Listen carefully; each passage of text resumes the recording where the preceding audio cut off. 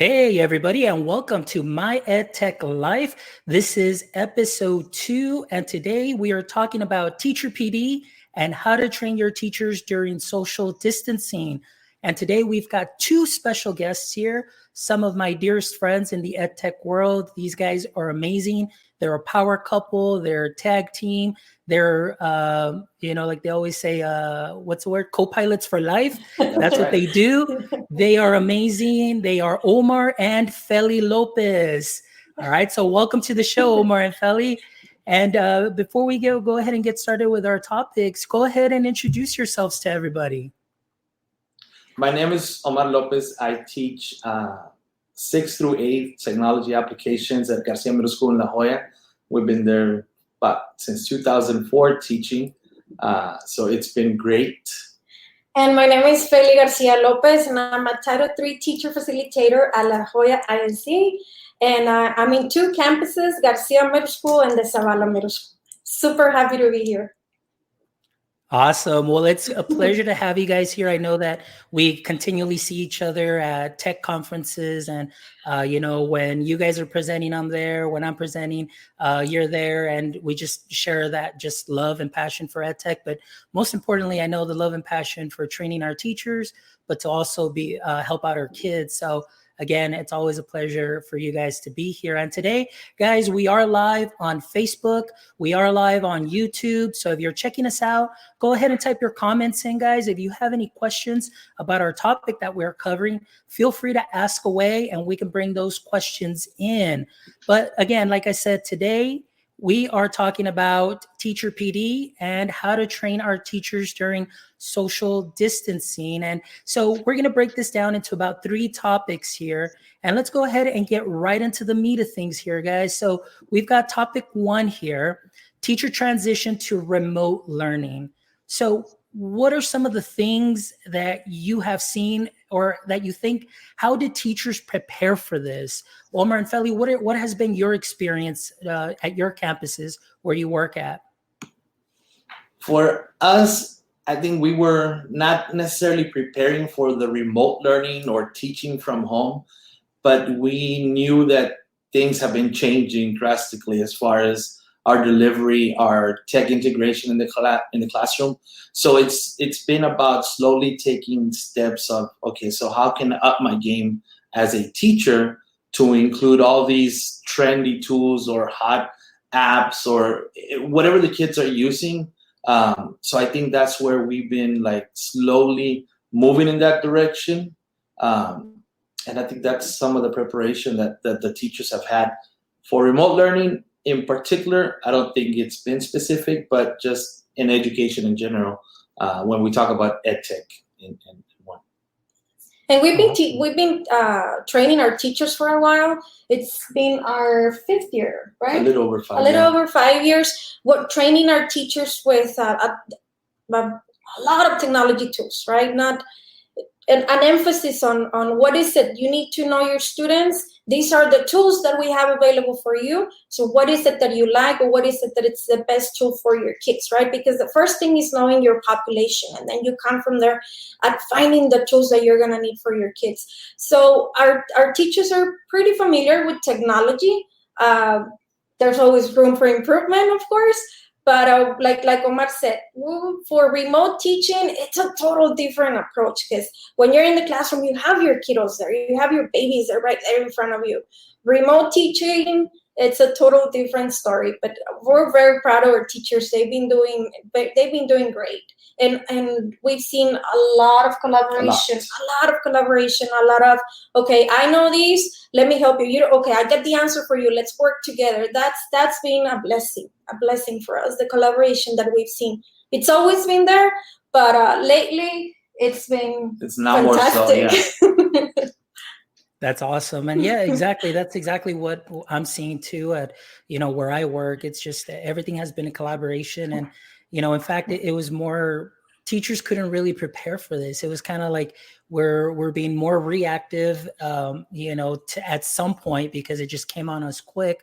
But again, I'm so glad to hear, the stories that are happening out there, what we're seeing from our teachers, transitioning from something that's completely different from their comfort zone per se within the classroom to now, teaching remotely and trying to implement the same pedagogy from classroom to online learning. And it's been something bumpy, but, again, with proper training and the teachers just having an awesome attitude and embracing the tech, I think a lot of teachers have really risen to the occasion. And I thank all the administrators and all of the people that are in charge of tech and the superintendents who have been doing a phenomenal job too as well.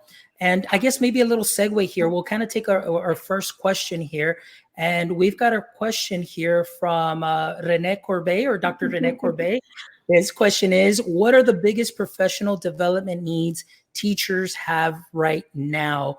Is there anything that you've noticed or seen specifically, either through your experience personally or that you've heard from other districts at all, guys? What we've seen a lot, and it's expected, is one, how to connect and send videos to the children. So how to create instructional videos. A lot of it's also been through Google Classroom. That they've been asking about Google Classroom, Google Meet. But I think the main thing is, okay, I still want to create content for my students. I want it to be very intentional and where they're still able to make a connection. So the tools that they're looking for is something that's authentic. And we've seen that quite a bit. I don't know if you have something different. Definitely the way, like how can I record the screen of my device? Like, because teachers want to be there for their kids. So they're looking for ways of, okay, Feli, what can I do? I'm trying to teach this to specific group of kids, to all of my kids in Google Classroom. But teachers are still trying to differentiate, right, the way we do it in the classroom. So they're looking for tools of how to create certain tutorial videos for a certain population of kids, but at the same time taking care of all of the kids that we're teaching. So it's mainly that, like, ways to create interactive lessons and go ahead. Yes, connections. So they still want to connect, like Feli said, the interactive lessons. And I think the most popular ones, well, Google Classroom's been a good one. Seesaw, it's been like the hottest item. It's like a new pair of Jordans, I guess you want to say that. Seesaw. And of course, Flipgrid. We've created grids, tutorials. We've had like several videos that we put out already, part of what we're doing with our district on just like what's the best way that we can use all these features in Flipgrid, for instance. It's not just let's record a video, talk back and forth, but you got the discovery library and a bunch of other features that we could go into hours just talking about that.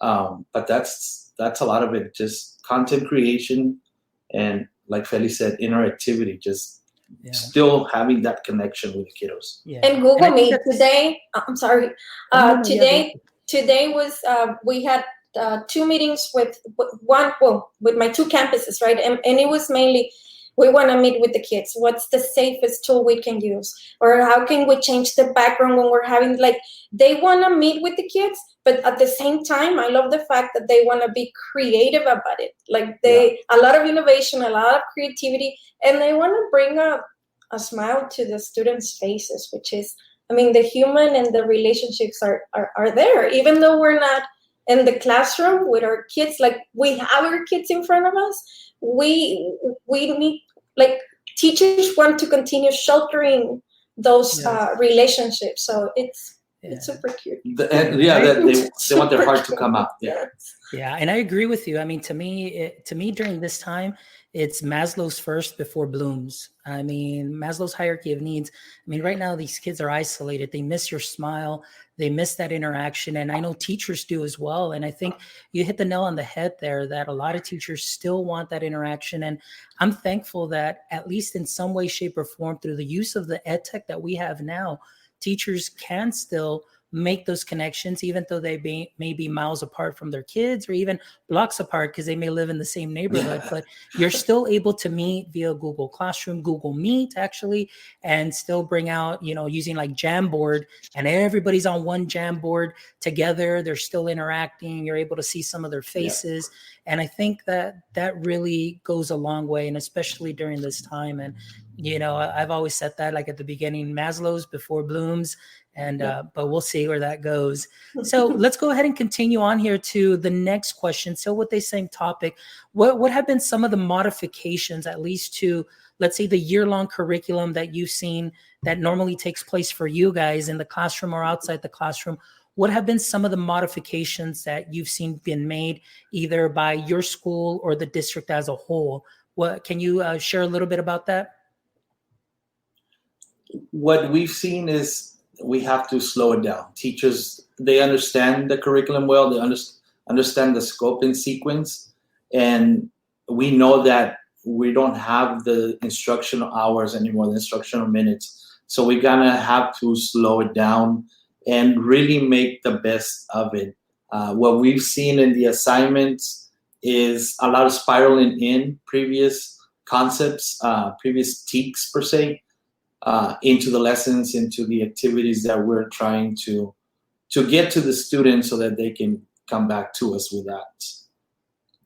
Do you have anything on that? And well, basically what I've seen with teachers, it's, to me, because I teach teachers, I teach students, but I teach teachers as well. And it's been more on, you got this. I've been more coaching, like a football coach, like, yes, we got this. I'm here with you. It's okay. Everything is going to be okay. We miss our kids, but we got this. We're together in this, and we're going to work together as a team. So I've noticed, like, even from my perspective, when we have a lot of long agendas during our meetings, and everything has been like more summarized, right? Okay, yeah. This week we are going to approach this together, and we are going to work on this together. And it's great. It's been more united. Yeah. More united. And yeah.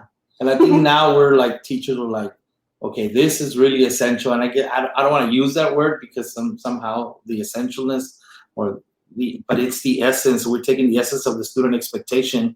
Okay, they really, really have to know this, or these are really important. And we see teachers thinking, how can I make sure that the students don't regress and they're still getting ready for next year? So we've seen where they're taking like the really, really important aspect of that TEAC and pushing it out. And maintaining it. Yeah. Right? Yeah. Maintaining it and working on it and add it. Like I always tell my teachers, and I used to tell my students, poco a poquito, it's okay, poco a poquito. And then we'll get there. Awesome. Well, that's good. Now, let's talk a little bit about some of the barriers that maybe a lot of school districts have seen, and at least from a lot of the groups that I'm part of and the conversations that are had, is how have teachers or school districts, or particularly in your school district, how have you addressed the issue of the digital divide? Knowing that we live in this area, this demographic area with different levels of socioeconomic, demographics everywhere, but not everybody may have internet. And just a little, addition to that story, I was talking to a group that I meet with on Tuesdays and Sundays, and, they're from the UK, and they were just in shock when I told them that not everybody has internet in the US. They were in shock because they thought that the US is set. They have it made, they're good to go. And I was like, no, that's not the reality that we see. So we've had to be very creative with what we do. And because we want to reach out to all our students, because we know that not everybody may have that advantage. What are some of the things, through your experience, what your teachers have done, what your district has done, or maybe other districts nearby have done that you've seen? Well, we're very, very blessed that our tech director, Miss Clem Garza, she's an amazing lady, and she's all for the kids. So she worked her magic, like that. the way she always does things. And she equipped right now 20 buses. 20, right? 20 buses with Wi-Fi. So we have these buses going to specific areas of our colonias, and we have these buses with internet access, like an access point for our kids to access the net.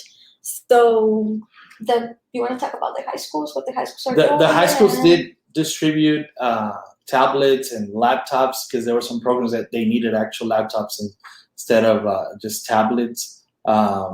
So they were devices. They had certain days where students went to pick up devices. I know our campus, some teachers called us, and then we said, oh, well, there's Chromebooks in the library. Our principal just went out and started, checking out to certain students that really need it. We've had some where the parent only has one phone and they have 3 or 4 children, and they have that one phone where everybody needs to use it as a hotspot so they can connect. So I know our principal did go and kind of checked out laptops or Chromebooks to students that really needed it. Coming back to the buses, Ms. Garza put, those buses out there, and then they would go and take different spots in the neighborhoods. And I know they're getting quite a few more to send them out there. And it's about, like you mentioned, closing that divide, because not all of our kids have them. And sometimes, they really want to, but they don't have the means. So it's been a collaborative effort, I guess, also from teachers understanding the situation at home through communication, and just kind of work whatever's best for the child at this point. And we're not a one-to-one district, but we made sure, and I'm very, I guess I'm super happy to say that, but we witnessed that every device that was in campus or in our campuses was put to use. Like if kids needed, our principals, like Omar said, hey, we had a principal that was actually taking the devices to their kids' home, personally to their kids' home. To the homes, yes. Mm-hmm. So we've had that. And I think, it speaks very highly of the leaders that we have. Excellent. Well, that's great. A lot of, I know some of the districts that I've talked to up north too, they're getting those hot spots. They're just finding creative ways to be able to give students access. I know at some schools, they'll have access points where the parents can kind of drive up and then the students can download what they need to download to work offline and things of that sort. So this has been, I think, one of the things that we talked about probably a week before, that because of the necessity and sometimes we don't have things, we get very creative with the little that we have, and we can really make a difference and just really, be able to offer the help to our students that they need, as opposed to maybe other districts that can be one-to-one and can have all internet access. But I think it's just the coming together, the ideas, the being creative, like you mentioned, and just having that heart to reach out to the students, because we all want what's best for our kids. And I think it just really shows with districts across the nation and even across the world, from the stories that I've heard from them. It hasn't been easy, but they adapt and overcome, and they make sure that they do right by their kids. So that's really awesome there. So guys, if you're just joining us right now, you're joining us here on My EdTech Life. And today we're talking teacher PD and how to train teachers through social distancing. And if you're just joining us, I want to introduce you to this great couple here. We've got Omar and Fely Lopez, co-pilots for life, EdTech leaders, EdTech gurus.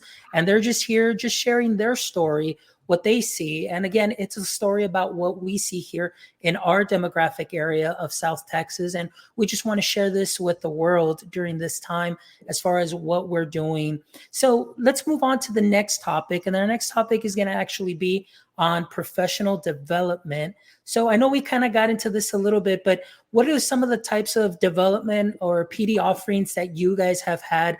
I know you mentioned Seesaw, Google Classroom. Are there any others that you have felt that have been really good to reach out to the kids, get some of that feedback, still be able to get those learning artifacts and evidence of learning from them? Just give us an overview of what you guys have been up to. Class Dojo has been another one of the trainings that we offered, and that one is very popular with the little ones.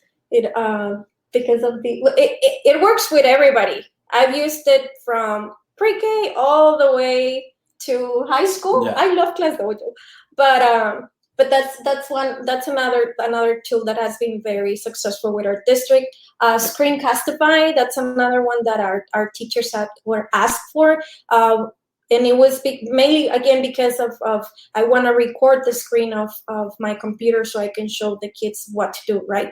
That feeling of I want to be there for them. What else? Flipper, definitely. Google Classroom, oh my God. Seesaw. I guess a lot of it's been, like we mentioned earlier, creation. So teachers want to create something and authentic work, and they want to see that creativity side within the lesson. It's not like, we couldn't do it before, but I think now it lends itself more to, okay, you're home, you have this, take pictures, use Picolage, create something, use, Google Slides and have a story of what's going on, animation. So that's been a lot of the creativity, right? Creativity is what we want to push for, creativity and still making those connections through those tools. I think you hit a great word there. And as a teacher, I've always been a big proponent or a big fan. When I was in the classroom, I want my students to be creators, not just consumers. So I would do a lot of project-based learning. I would just kind of give them a brief on what the lesson was, and then just say, okay, you've got this option. You can either create a slide and present it, or you can go ahead and do a podcast or a recording of it, and just giving them that choice. Because I think now we have to get creative as teachers. Like, how am I going to collect this learning artifact, and how can I engage my students at home as well? Because I know it's very difficult when you've got, depending on your household, you've got multiple users, one device. Maybe you can't meet all at the same time. You have odd hours. The parents need the device too as well, brother and sister, and so on and so forth. So I think that what you're saying, making that connection, giving those assignments, but giving them a voice and choice as far as how they're going to prove or give evidence of learning, I think it's something great that is going to help the students out a lot more. Just really think outside the box and say, hey, like, I'm taking some ownership in my learning, because even though the teacher gives me like a certain rubric or something I need to follow, I still get to choose whether I want to use Picolage, or if I want to go ahead and use Flipgrid, or if I want to create a HyperDoc or a Screencastify presentation and things of that sort. So I think that that's great. And so that kind of brings me to this next question that I'm going to take from the audience, guys, if you don't mind, because I love audience participation. But we've got Margaret here who's got a great question. Margaret, thank you for your question. So this is her question here, guys. It says, how do you think teachers will incorporate technology in their classrooms once they actually physically come back into the classroom? That is such a great question there. Guys, anything that you'd like to add to that? I think creativity is going to come back to that. And you mentioned choice and voice. And I think teachers hit the ground running. Is that one of the phrases we heard today, that, they were told you need to do this, and they hit the ground running and learn along the way with bumps and bruises. But now everything's coming together. So now when teachers actually get back, they're going to be like, oh, I did this. Now let's move on to, and we had mentioned this, the flexible blended learning. Now we can continue remote learning per se when we're home, and then come back to school in the classroom and do all these amazing things, because now teachers are starting to see that they're resourceful, and now I can use this app, you can use this app, I can use this tool. And I think that's what's going to lead to like an authentic creativity, showing all of that. So I like that. Authentic. That is something that's going to be awesome. I agree with you 100%. I mean, I didn't mean to interject there, but that word just really caught my eye. And as you can tell, guys, us three, like in a room, we can keep on talking about this forever because this is what we love. But I couldn't agree with you more, Omar and Fely, with your answers. Just like Dr. Corbet mentioned here also, the create, communicate, and collaborate, and get that authentic learning. And I know even for ourselves, if you think about it, being able to bring those skills into an elementary setting, middle school setting, or high school setting. Now, Omar, you and I, we took courses, we took master's courses together, and we had to use the same skills that we're trying to bring into their kids, being creators, collaborating, and communicating. And we're doing that at a master's level course. Imagine as teachers, being able to train our teachers, offer those type of trainings where they can bring that into the classroom from elementary all the way to high school.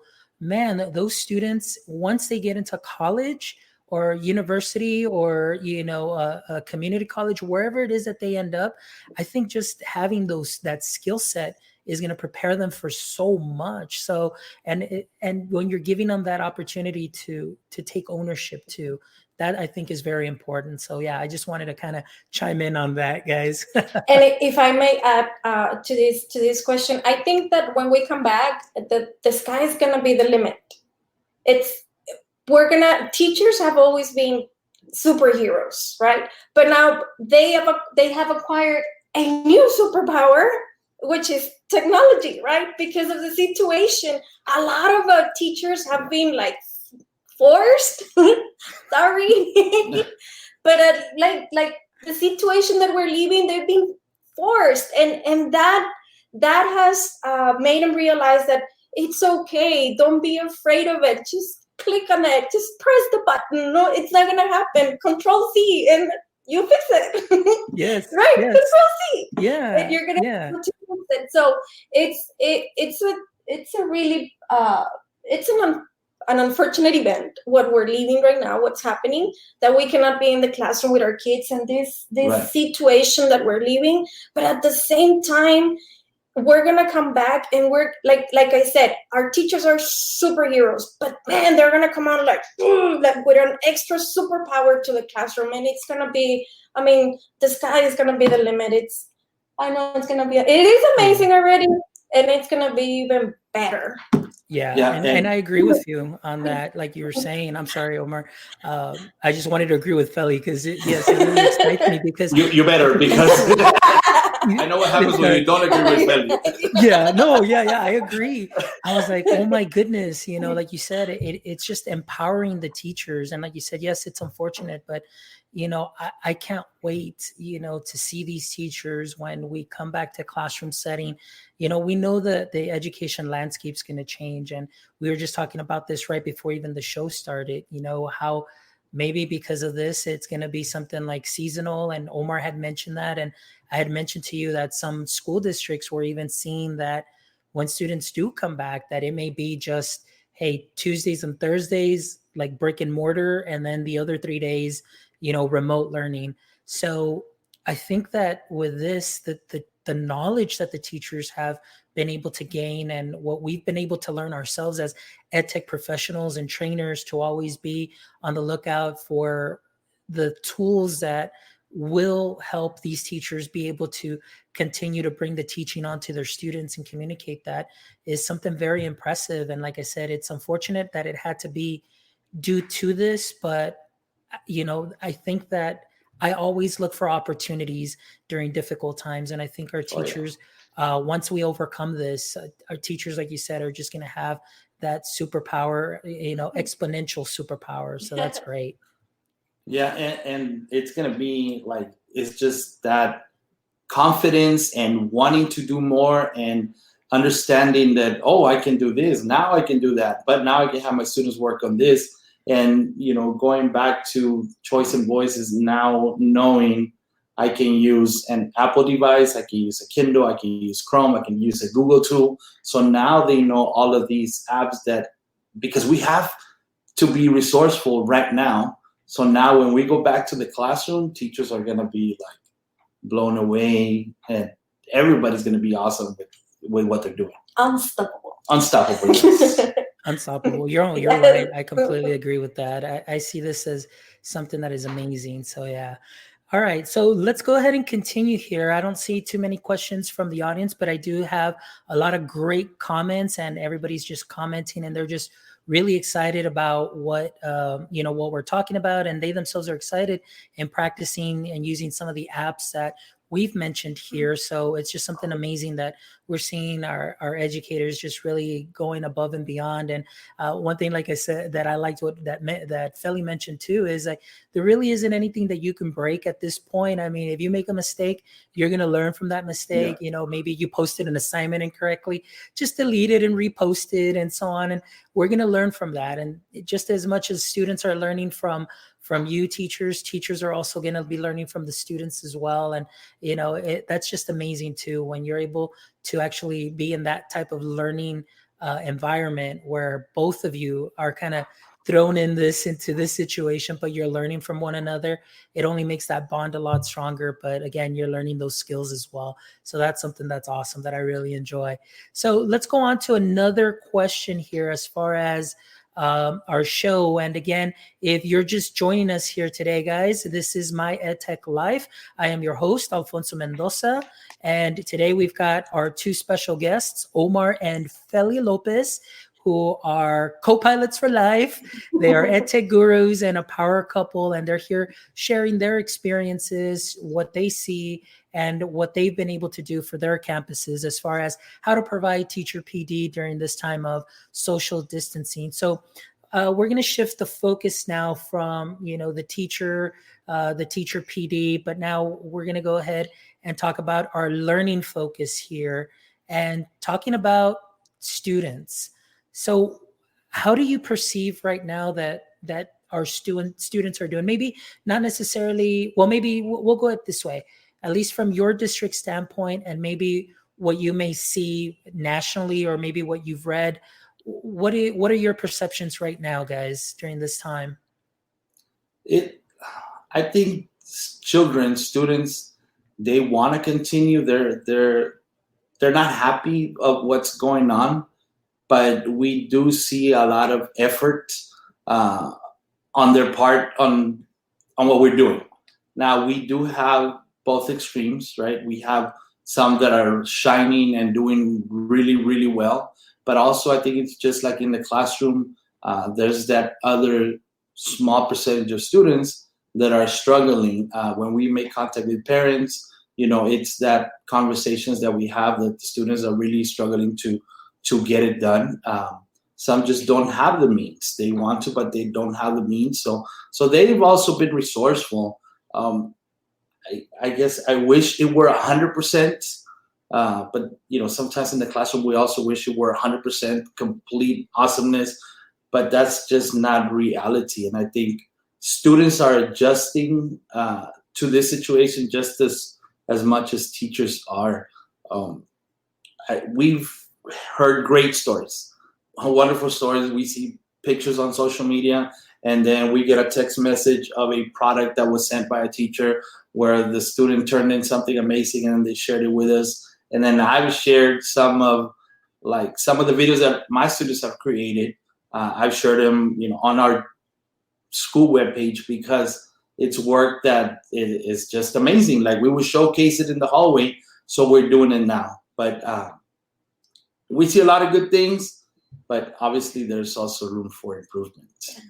And we've also experienced, we've seen frustration levels as well from our kids, because kids are social. So they want to be in the classroom. They want to be with their friends. They want their routine. Kids are about routines, Yeah. and they want that back. And our chiquitos, our little ones, well, they didn't understand to understand what was going on. Or like, school got canceled. What happened after spring break, Miss Fely? How come we're not gonna come back to the classroom, or what's going on? So frustration levels from the kids. It's and we've been telling our teachers, yes, we teach what we need to teach, right? Our TEKs, but we also need to talk about our kids of the mindset and explain the situation, because social emotional, exactly, because we also need to take care of that. It is very, very important to take care of that, or like the way they feel is that's our main priority. And that one goes to, like, I have a Flipgrid just for check-ins. So, we just go in there and, like, we were mowing the lawn and, hey guys, this is what I was doing on Sunday. We were mowing the lawn, and just send them a little, a 30-second clip of us, yes, mowing the lawn. But, just so that they can see that, okay, life, does continue. And it's just to check in, and just so that, they have questions, that we can relay the question or we can help them answer. And it's still being about that, still keeping that connection. But Omar, so you don't send them pictures of your baby back ribs that you cook? Oh no, those are just for those are just that video right there. Okay, so I guess piggybacking off of this, because I saw a comment here from Ari Howard. Ari, thank you for joining us here on the show. It's true what she said, that even during this time, our parents are learning also. So in a way, some of us that want to reach out to our parents or have tried to reach out to them to show them like digital literacy and things of that sort. Well, I think a lot of parents are learning how to navigate and using, the Google tools, Google Docs, Google Slides, and things of that sort. So parents are learning as well. So I kind of want to switch that or kind of get into that question. What is your perception right now as far as how parents may be doing also during this time?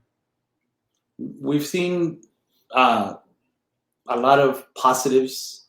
We've seen also a lot of where, like, that frustration where they're struggling because they might have 2 or 3 children that are school age, and then you have, the little ones, and then you have maybe somebody in high school who's got constant meetings. I know our boys have meetings every day, sometimes twice a day. Once in high school, once in 8th grade, and they're constantly meeting. Luckily, we're fortunate to have devices that they can use, but at a household where there's that one device and it serves as a hotspot. And I spoke to one of a parent, and she's like, it's because I'm working on she's going to school as well, so she needs the data for her work or her classes, and then she's got the little ones that also need it. So parents are they've reached a frustration level, which is understandable, but also like you said, they've understood, what they need to do to help out. Mm-hmm. And we've also created materials for our parents, because one of the 2 guides that we created was Flipgrid para padres de familia, y también cómo utilizar el Google Classroom en el salón de clases para los padres de familia. So because we also saw this from a perspective, right? It's not that parents don't want to help. It's just that they don't know how to help. It's a total different scenario. So, and a lot of our parents are Spanish speakers, ¿verdad? Yes. So we said, okay, how can we help? Let's translate everything for our parents. So we created right away. We created two guides for our parents and uploaded them to our. I mean, social media has been the best thing ever.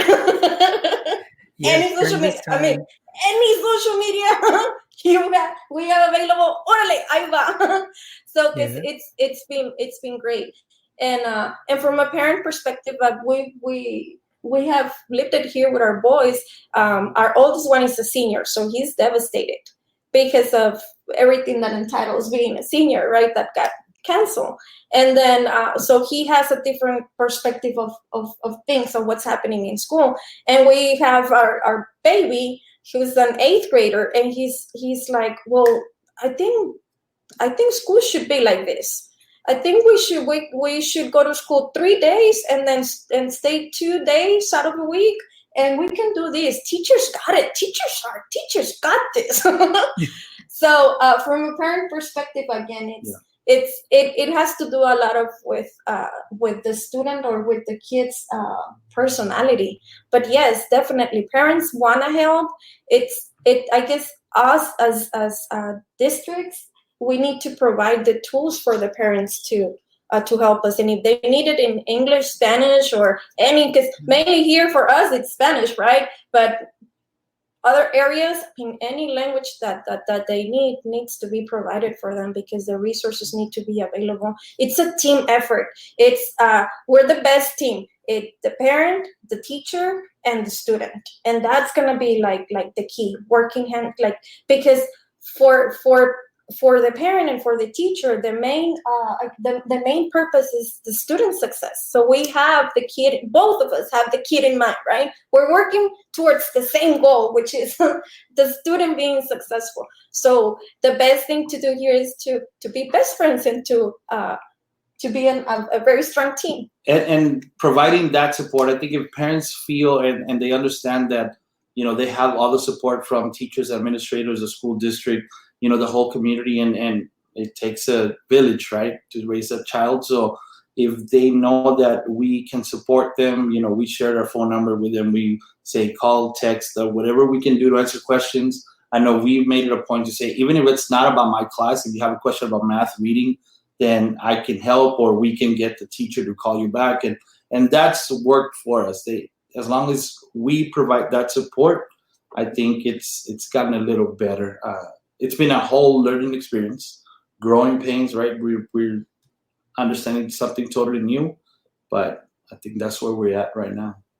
Yeah. And I think, like you said, it's new to everybody. It's a lot of firsts for everybody, everybody from the top down, from state officials to teachers to parents, everybody straight across. It's been a lot of firsts. And here, obviously, since we're in education, we really, are trying to do our best to leverage what we have to, again, like you said, be able to provide for our students and meet the needs of our parents too as well, and in everything. And I just really love that passion that you guys share, because it's similar to myself. Just I'm real passionate about what I do, and being very intentional in helping our parents and being that servant leader. And I think that a good example of that is just you guys right now too. The way that you're speaking is just a great example of a servant leader. And just to kind of segue a little bit before we start closing up the show, I think at least for us here in the EdTech field, and being the trainers and instructional technologists and things of that sort, I think one important component that we need to always keep in mind for our teachers and parents is customer service. Customer service goes a long way, because we've got teachers from all different levels of technology knowledge. You've got novice teachers to expert teachers and so on, and not everybody is on the same level. But the fact of the matter is that we as leaders need to just understand that and always be helpful, because we really want our students to succeed. And in order for them to succeed, we got to help our teachers who may be struggling and encourage them, give them that little personal touch, give them like, hey, you've got this, just like Fely was talking about, like, hey, you got this, you can do this, no worries, and encouraging, because they really do have it, but sometimes they just may feel a little reluctant. They don't want to make mistakes. But I'm one of those that I may see the same question being asked 20 times and I can answer it 20 times over, but I always have a nice response. I always try my best to just make those teachers just feel special, because they really are. I think we can say that we work for some of the best districts and we work with some of the best teachers that we have. But if I can share one piece of advice with all the EdTech leaders, is customer service. Your teachers are your assets. They're your biggest assets. And you really want to take care of them. You want to encourage them. You want to check in on them, see how they're doing, shoot them an email, follow up with them, because they need that encouragement too, because they're in there in the trenches. They're in the front lines, and so it's something that's very important there. How about you guys? Any advice that you would give, other tech leaders in other districts here locally, nationally, globally? What has worked for you? What are some of the things that you do to just really, make that impact on a teacher? What do you think? I think we're very we're in the classroom. So when we speak from experience, right? This is what's worked for me. I'm not basing this training because I saw a webinar or I read about it. It's more of like, hey, this is the way I've done it with my kiddos. I'm from La Jolla. I grew up a mile from where I teach. I know these kids, or initially I came from Mexico too, right? So having that background and having that same understanding of how our children work and how they think sometimes. And so when we deliver that training, that skill, that activity, it's because it's worked for me. So, and we always make it very clear. It's not, it might sound hypothetically, some situations are awesome, but reality, this is the students that we have, and this is what's worked. This is the way I did it. And, and sharing that and knowing that, that we are real more than anything, right? I think it's that going back to being authentic and not showing something just to show it.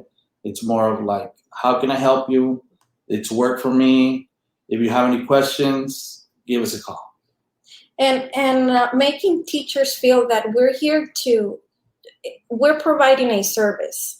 So, and we're providing this service with love and passion, and right, and I get too excited about it, and that excitement is contagious. Like, you see, we always tell our teachers, work together in this. We got this. We got this. We got this. We're together in this. So being able to be to make there's for not only for students, but I've seen it also now. This is my first year teaching teachers. But I've seen it also. I always experience it with the kids. There's a filter, right? Kids come to your classroom with a filter, and I've experienced. And I was an expert on getting rid of that filter with my kids, poco poquito, right? And with passion, with love, and everything that makes you, right, love teaching. So I was able to get rid of that filter with my kids. Well, this year I experienced the same filter, but from teachers, right? And that filter, it's thicker with teachers. It's a little bit more complicated to get rid of it, but yeah. But it's the same approach. We are together in this. We got this. I'm here to help you. And what you mentioned, that providing a customer service to our teachers, and because they're there. It's a lot for our teachers. It's a lot. It's just like, wow. It's just a lot of responsibilities for our teachers. They're superheroes. That's the best way to portray them, right? Yeah. To describe them. They're superheroes because they love these kids. They teach these kids. Their moms, their dads, their nurses. They have so many titles. Oh my God, it's beautiful. But it all comes from the love of teaching, the love of this. And it's the same thing I see now. And sometimes I tell my teachers, okay, boys and girls, and I'm like, oh, I'm not teaching boys and girls, but you're my babies. I tell my teachers, you're still my babies. So and that I was able to, like, the filter disappeared. Yoo-hoo! So, but it's again, it's that customer service, that speaking from the heart. Speaking from the heart, yes. That it's gonna open doors everywhere you go. It's love. It's just awesome. It's the key to everything. And the same thing with parents. Customer service with parents. It works the same, because at the end of the day, we're all humans, and it's the key for life is just love. Yep. I agree with you. I agree with you 100%. So we're going to go ahead and go into final comments. And again, if you're just joining us a little bit late, it's okay. Don't worry. This video will be there on my YouTube channel, and you can go ahead and do a replay. And the podcast will be up right after the channel as well, after we're done with this chat. But again, today we're talking teacher PD and how to train your teachers with through this time of social distancing. And we had our amazing guests here, Omar and Fely Lopez, who are just amazing, and just passion that they bring to the classroom, but the passion that they bring also to the ed tech community, and just wanting to share so many resources. And so I'm so thankful that you guys agreed to be here on the show. It really just makes me really happy. I couldn't think of some better awesome guests to have for a second show, and just really showcasing the talent that the Valley has and what you guys are doing. And so what I want to do is I want to just give you a little bit of time, maybe some final comments or some words of advice or just words of encouragement, anything that you like to share with your teachers, your audience, or anybody that may be watching this live stream or hearing the podcast. You want to go first, or do you? Go okay. Going back to authenticity, keep it real for our students. Make those connections to real life. Whatever they find relevant, that's where their passion, that's where their real interest is going to go into. Now we've learned a lot about choice, and we've talked about choice and voice. We cannot be strictly on one device, but give them that option to use a different device, a different app to come to the same conclusion. Again, it's their product. I think if we give them that option and that liberty to create and express their learning in their own way, of course, within parameters, you'll get a lot more better products, from your students. So, look into what kind of training, professional development you can get, we can provide, so that we can allow our students to be authentic creators. Definitely. And everything that he said, all of that, we're going to season it with love, passion, and stay humble. Awesome. Well, thank you guys. I really appreciate it. It's been amazing. And I know that we can go chatting on for hours and hours and hours, and maybe we'll do a coffee edu virtual chat, and we can get the rest of the group in here and the gang, and that'll be great. So we can go ahead and chat. And so guys, also, I just wanted to let you know that next week on Thursday, they will be sharing this show with Mr. Rick Diaz on a segment called Con Mi Gente. So we will be showing up on Channel 5 on that segment, and I'll go ahead and post, times for that. And that'll be a Thursday Con Mi Gente segment on My EdTech Life. I was like, I still can't believe it. I'm blown away.